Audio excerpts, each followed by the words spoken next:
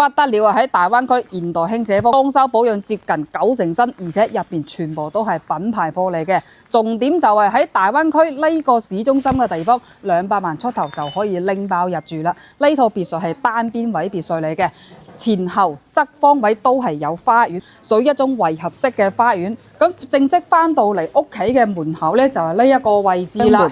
到時候唔中意呢套風格嘅話咧，好輕便咁就可以將佢換走咗嘅。到時候加裝一個電子密碼鎖，一撳落去就可以翻到屋企噶啦。行到嚟呢個前院嘅位置啊，屬於側方面圍合式嘅，個咧係負一層嘅採光天井。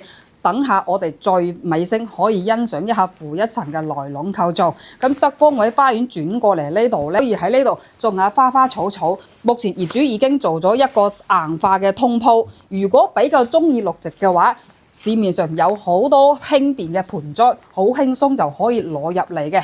行到呢個後花園嘅位置。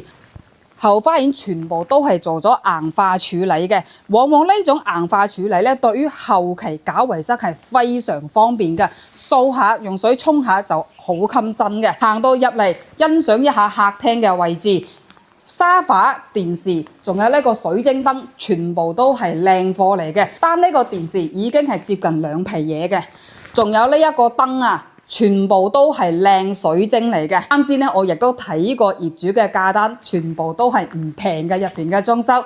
如果係做裝修行業嘅朋友們咧，行到入嚟已經係知道佢嘅價值去到邊度嘅。相對於200萬出頭嘅別墅，好少有業主捨得抌本接近100萬嘅裝修效果嘅。呢個位咧係餐廳嘅位置，餐廳做咗一個圓形嘅餐台喺度，寓意住一家幾口團團圓圓。我哋而家見到所有嘅嘢，業主同我講過啦，全部唔拎走。後期你哋可以拎包入住嘅。按照實用面積200幾平方嘅實用性別墅，好少業主願意抌本加裝電梯嘅。咁到時候喺呢個電梯一撳嘅話咧，就可以去到負一層，甚至去到頂層咁樣嘅。行到過嚟呢度咧就係開放式嘅西式廚房，呢個咧係中島台嚟嘅。平時喺入邊整完沙律或者做好其他嘢嘅話咧，就可以放置喺呢個中島台啦，甚至喺呢度整下西餐仔各等都 OK 嘅喎。咁呢個圍合式嘅廚房，所有嘅嘢全部配置好晒嘅，包括雙門打開嘅智能冰箱，呢個冰箱係分3層嘅，全部都係恆溫嘅，同老式嘅冰箱係真係更勝一籌。而且我撳一下呢一個抽油煙機俾大家睇下，都係智能化嘅喎，一撳落去佢係自動升降落嚟嘅，佢嘅抽煙能力係非常之強嘅。咁如果煮完之後呢，再撳一下佢，佢就可以升翻到上邊噶啦。廚房比較智能化之外咧，呢一個位置仲有一個採光窗喺度嘅，所以平時打開窗加埋呢一個智能嘅抽油煙機，唔做趟門嘅話，佢個通風效果同埋採光效果都係做到位嘅。去欣賞一下2樓休息區嘅情況。重複一下，呢個別墅我哋見到嘅嘢全部都係所見即所得嘅。呢個樓梯嘅玻璃咧係全部做咗防爆玻璃㗎。行到嚟上面嘅休息區，亦都係頂層嘅位置做咗2個房間嘅。啱先我哋係行樓梯上面係為咗將呢套別墅拍得更加細緻啲，就後期可以將呢個電梯位直接一撳就可以上到2樓嘅休息區。嗱，轉角位呢度咧係2樓嘅公衞乾濕分離配置好晒嘅。呢個位咧係2樓其中一個房間，做一個兒童房就比較合適嘅。電視背景牆、新皮嘅床，包括呢邊連排式嘅衣櫃全部做好晒，全屋每一個嘅方位全部做好晒，清風系統仲有智能嘅筒燈喺度嘅。主人房係呢一個位置，我係冇開過任何嘅燈嘅。所以2樓佢個採光性大家都已經係見到嘅。呢個空間主人係做咗衣帽間嘅作用。打開呢個門，仲有一個私家嘅陽台，搭咗一個樓梯，可以行到上面嘅天頂露台嘅。上邊嘅天台露台咧，想直達上到去嘅話，後期需要抌少少嘅錢去加裝啊。呢個咧係主人房嘅套間房位置，都係乾濕分離嘅洗手間。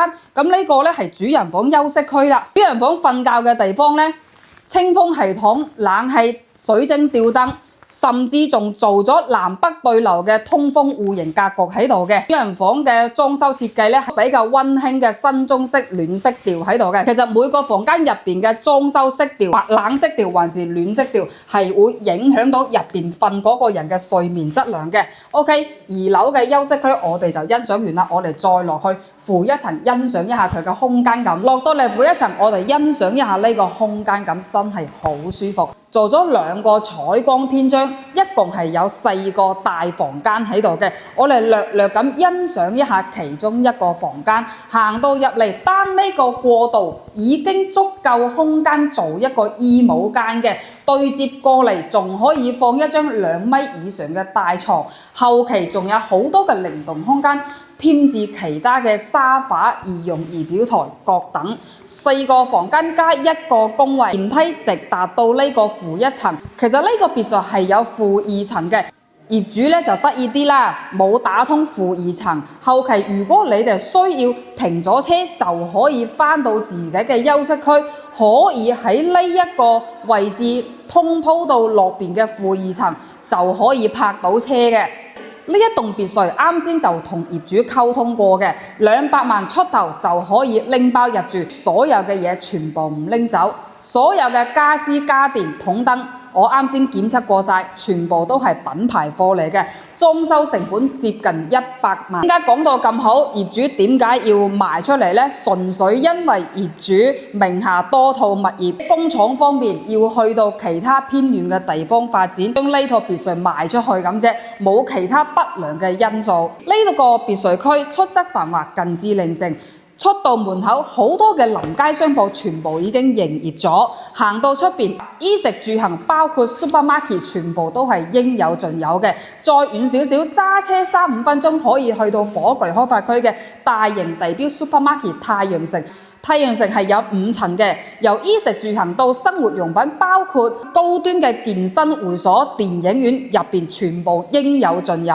講到交通方面，別墅區係博愛路嘅隔離，都係深中通道出入口其中一個分支點。去到深圳前海35到40分鐘就 OK 嘅。啲港澳人士如何來回呢度呢？